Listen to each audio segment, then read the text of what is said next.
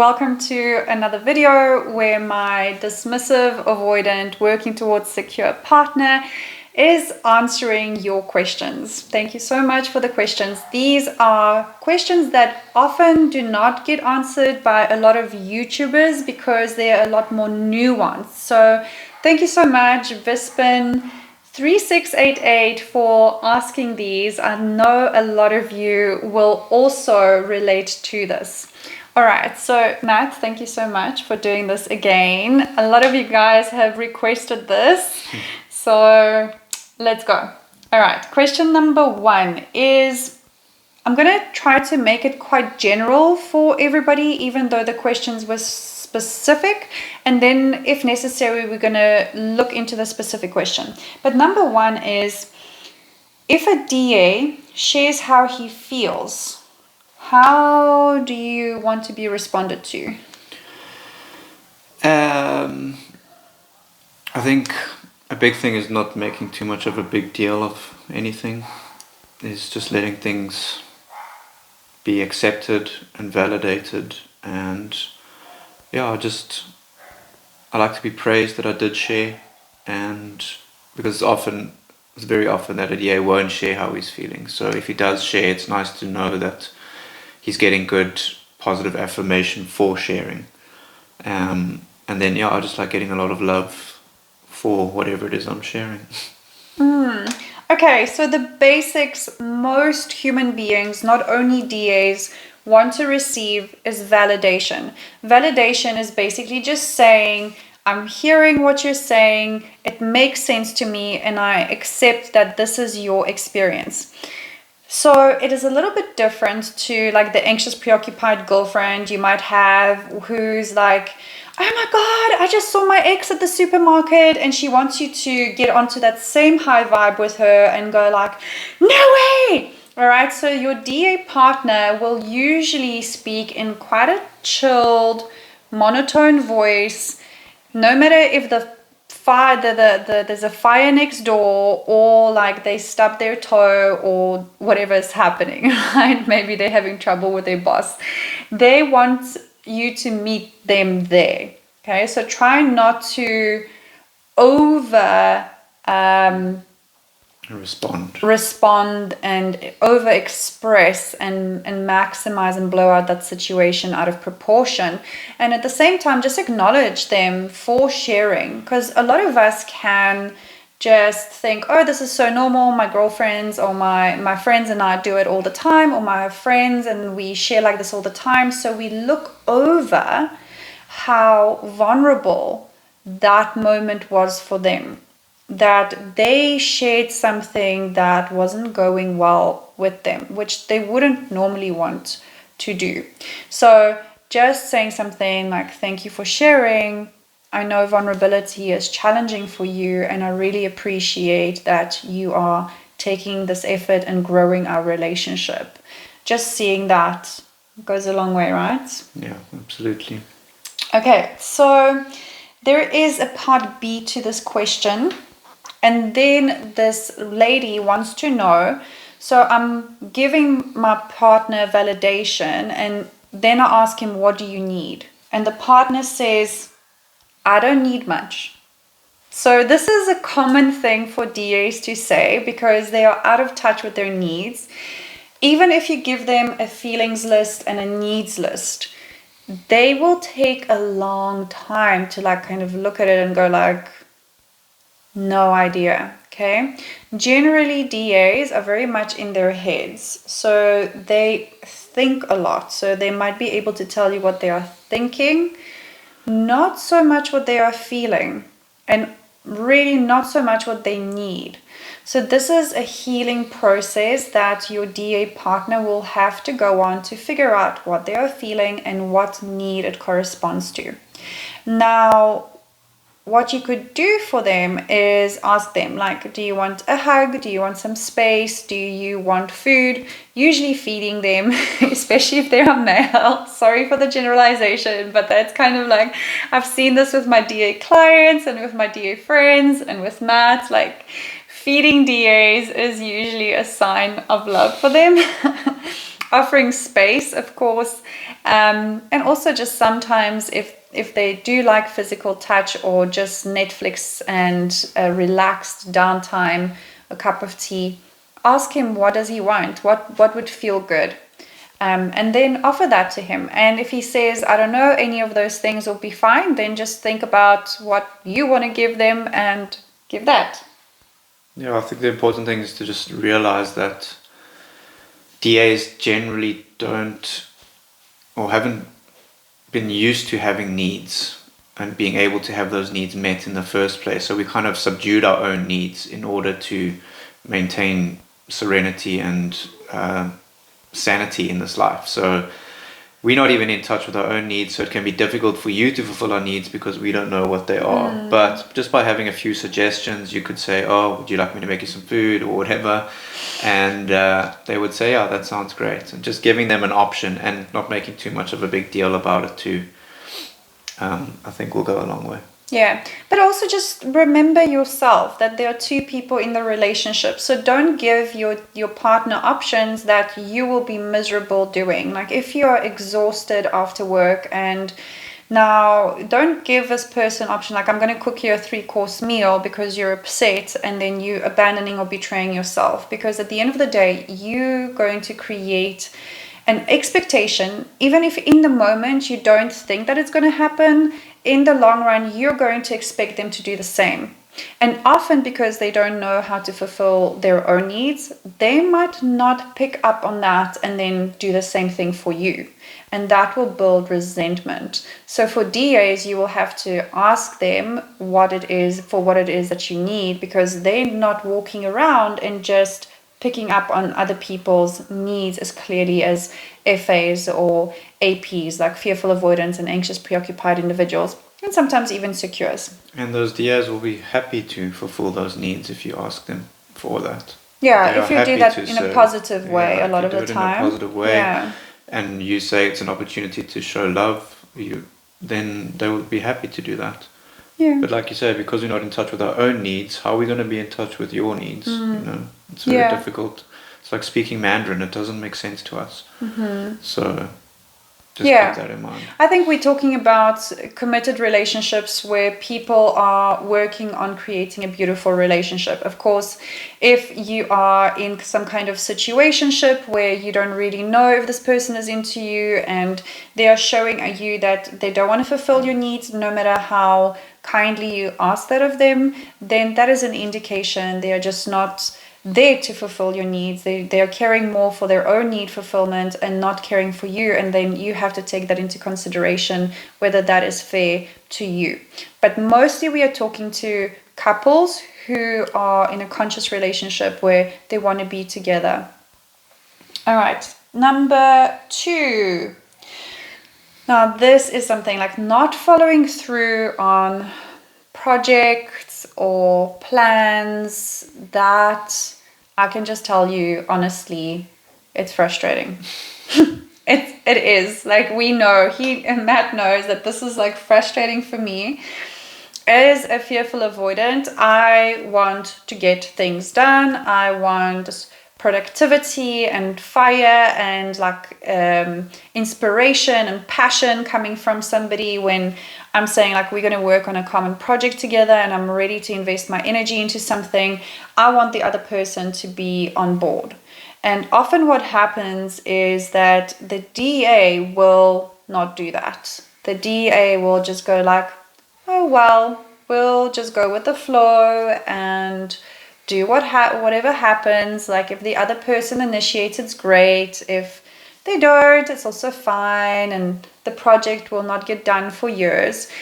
I usually see this if there is no financial backing. Like if it's in a romantic relationship or a friendship situation with a dismissive avoidant, maybe a familial relationship where there is no business, right? Like in business, they can go out and initiate and get their bills paid because that is directly linked to their survival and looking after themselves. However, I see that in any other relationship, they just go with the flow. Very much so. I think, there's several aspects to it. I know there's times where I get stuck in analysis paralysis where I want to drive the project forward, whatever it may be, but then I was like, should I do it this way? Will she like it if I do this? Will she hate it if I do this? And then I eventually just reach a point where, okay, I'll look at it again tomorrow, and then I leave it until another day, and another day, and another day. Oh, so you're kind of like trying to people please. There's people pleasing, but then over analyzing at the same time. So there's some of that. But like you say, there's a lot of just going with the flow. So we generally don't initiate the next step or drive the project forward, because we'll just go with whatever the next step is that the other person wants to do. Because, yeah, it's just...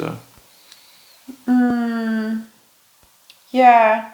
So, and then it makes a lot of us who are partners with you think like, is my contribution not good enough? Like, are you worried that I am going to work with you on this project and I'm going to mess it up, or that my skills are not valuable enough, or you don't see my expertise? That's what it makes a lot of fearful avoidance and anxious preoccupied people think when this happens. So what do you think is the reason for not initiating? I think it's like an avoidance of conflict. It's avoidance of vulnerability, because that is, in a sense, vulnerability. It's showing a side of you that is vulnerable. I think a lot of it's just not wanting to be in the spotlight, wanting to avoid any potential conflicts that come with the project or working with somebody. And we're also just very used to doing things on our own, because that's what led us to become dismissive avoidants in the first place. Was we learned how to operate by ourselves. Okay, so there's this, maybe like this idea of, I don't actually know how to speak up for what it is that I want and voice my needs. Like, say for example, we're planning a holiday and you will go like, okay, cool, whatever you like. Instead of going like, you know what, I actually want to go and surf in somewhere in Turkey. In those situations, it goes back to not understanding what our own needs and wants are. And we are generally really happy to just go with the flow. That's fine by us. We'll do what you want to do as long as you're happy and there's no conflict, then we're good to go. Just keep the peace, guys. Yeah, just keep the peace. Yeah, so I think the avoiding conflict, I mean, because we worked together before, and I think a big part of that was also like, you were not really telling me what you like or what you don't like, just to avoid that conflict and setting boundaries. Yeah, that drives you crazy and then creates conflict. That drives me crazy. That's what it usually does. This is like how the universe works, is we try to avoid something and then we get that thing, because we constantly keep thinking, I want to avoid conflict. And your subconscious mind is like, oh, conflict, let's do that. Exactly. So that's where we kind of like steering the ship, you know. It's like when when I can imagine, because you used to sail, so like I can imagine like when you are steering the ship, you're not looking at the iceberg going iceberg.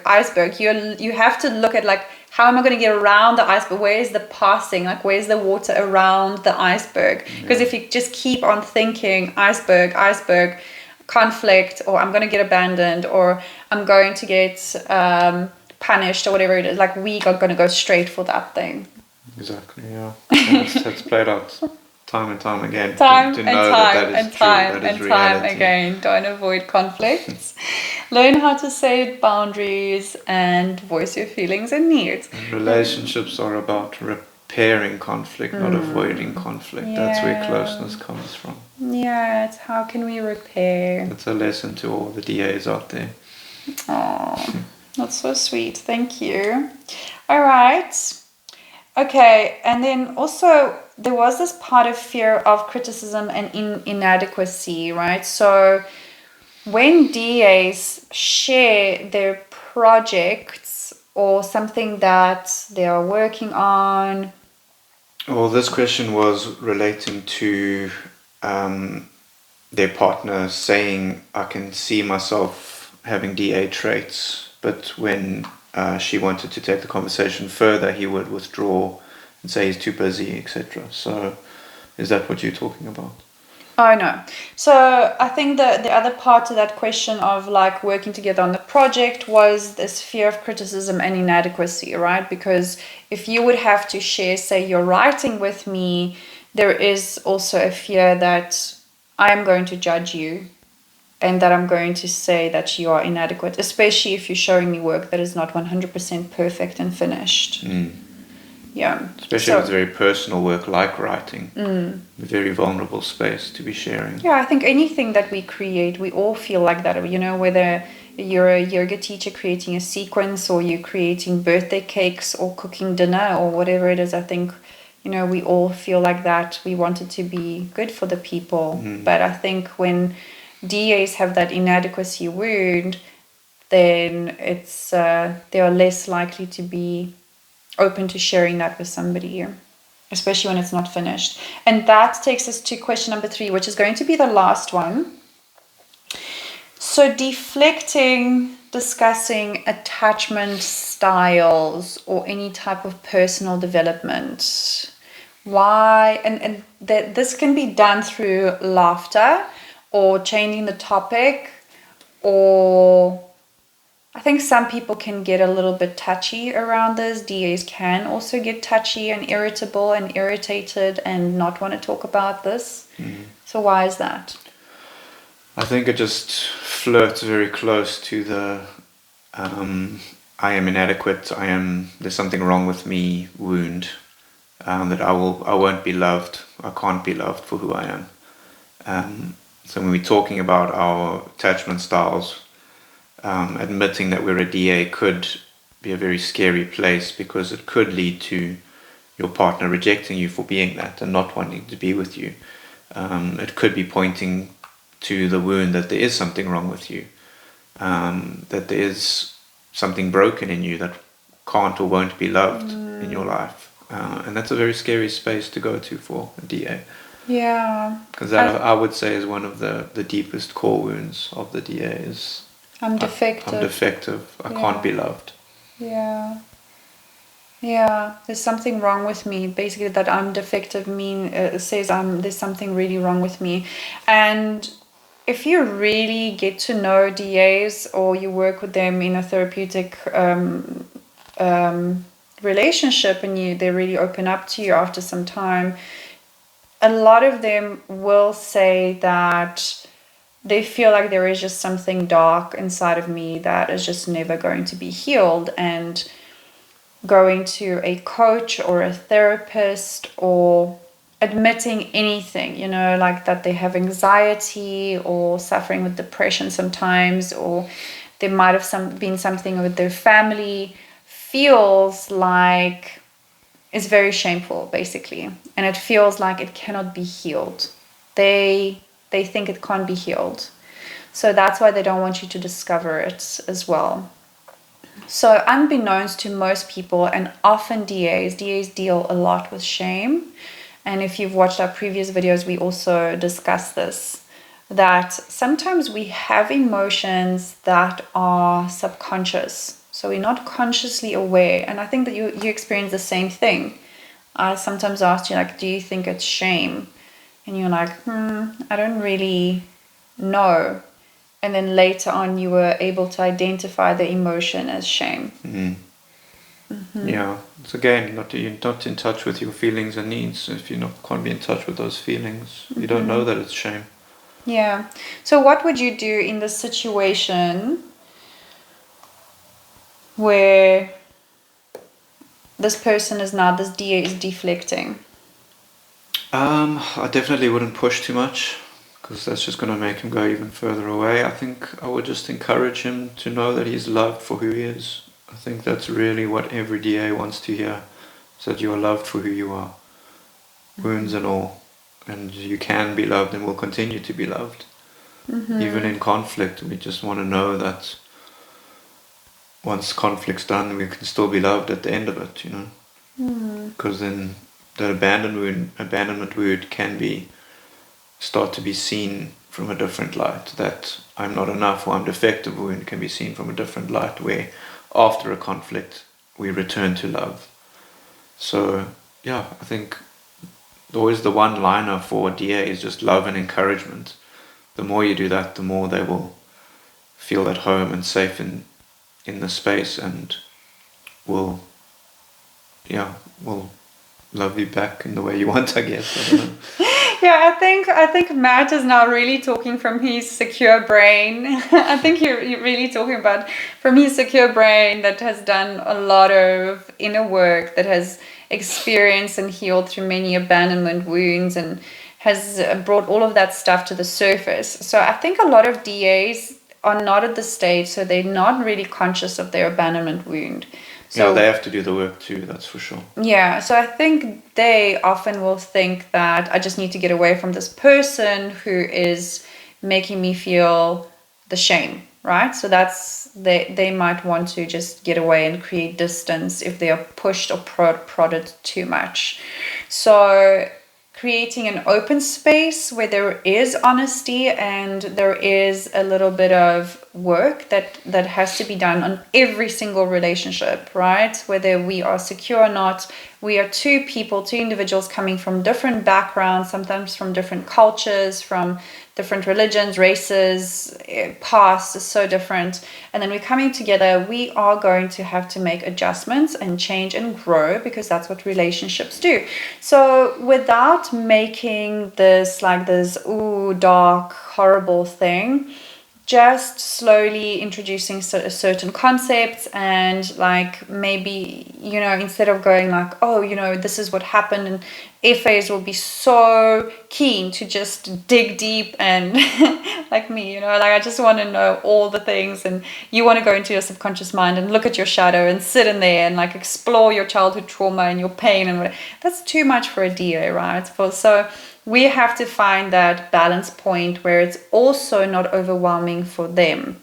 And you can just say to them like, yeah, I know that's you might have that dismissive avoidant attachment style, and that's fine. It might just help us to look at a few ways in which we can work better together, and help us to nourish our relationship. Right? So always stick to positives rather than saying like, oh, you broken, or like this is wrong with you. It's just bringing the positive to this is how we can use this to help us and make us work more peacefully and harmoniously in our relationship when we know these patterns, because I can see that these are my patterns, and we can go as slowly as you need to go. Yeah. So, and for DAs, it's not admitting that there's something wrong with you. It's putting on a lens that helps you understand things better, and help understand relationships better, which can then be the foundation that you work from to make things better. Mm-hmm. Yeah, so approaching it from a very like intellectual perspective and science and bringing studies and stuff, that would be, and maybe making it a little bit less personal as well. It's like, oh, this is dismissive avoidant attachment style, not necessarily tying it as like this is your dismissive avoidant attachment style, but it's like, oh, I've noticed that this is what dismissive avoidant attachment style does, and I noticed that I'm a fearful avoidant or anxious preoccupied, and this is usually the dance we do, and this is what we can try. Like, how do you feel about trying communicating in these ways, or telling me when you need a little bit of space, and then I can give that to you because that's what I really want to do, right? Right. Awesome, guys. Please write more questions if you want us to answer them below. I hope you enjoyed this. We enjoy doing these videos for you, and I'm sending you big love. Oh, remember to share, like, and subscribe, and shift from surviving to thriving with us. My name is Patricia Mahotska, the owner of the Love and Thrive School, and this is Matt Clinton. Big love.